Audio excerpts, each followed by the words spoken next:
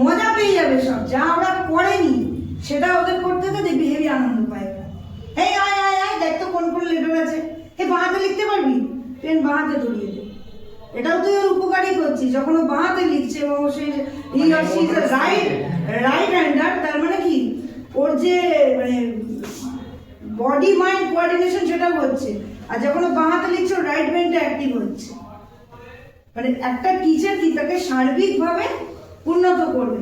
Primary school মানে কি একদম আমরা কোন বছর থেকে পাচ্ছি, পিপি থেকে 5, পিপি মানে 5, একটা 5 ক্লাসের বাচ্চা আসছে, তার সার্বিক বিকাশ সাধনটা হচ্ছে আমাদের লক্ষ্য। শুধু তাকে এই বইয়ের মধ্যে যা আছে তা নয়, প্রতিটা মুহূর্তে যে মিড ডে মিল রুমেও তাদেরকে আমরা কি করি, তার কিছু মানে ভ্যালুসকে ডেভেলপ করি। যেমন আমার স্কুলের বাচ্চারা সবাই যতক্ষণ না সবার পাতে খাবার পড়বে ওরা খাবে না, যতক্ষণ না পড়বে। প্রত্যেকটা বাচ্চার পাতে খাবার পড়বে, বলবে সবার পাতে পড়লো খাবার, খাওয়া শুরু করবো। এবার কি শেখালাম? Table manners.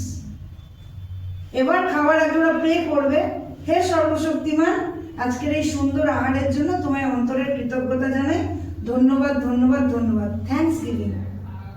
তুমি যে খাচ্ছ, চাষি চাষ করেছে, বাজারের দোকানে বিক্রি হয়েছে, কেউ কিনে এনেছে, কেউ রান্না করেছে, ভ্যালু ডেভেলপমেন্ট।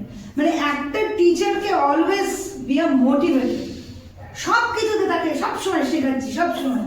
মানে আমার সাথে ও যতক্ষণ থাকবে আমার জ্ঞানটা আর ওর জ্ঞানটা ট্যাগ হয়ে থাকবে, ও আমার সাথে এইভাবে যুক্ত, নলেজ। বুঝে গেল? এবার এখান থেকে আর কে কি পড়াতে পারিস দেখি। বলতে পারি না বলতে পারি না, আমি দেখে নিয়ে